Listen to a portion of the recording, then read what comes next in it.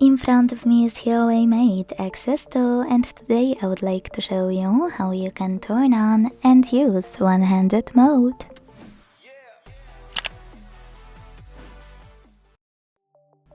Begin by going into Devices Settings and scrolling all the way down right away. One-handed mode is located in Accessibility Features on this and most HUAWEI devices I tested, so I'm sure it will work for you. After clicking on it, activate it by clicking on gray switcher next to it. Now follow all of those instructions to use it. I have tricky navigation, so I have to slide my finger across the button of the screen. If you are using gestures though, do exactly the same, just after sliding, hold for a second.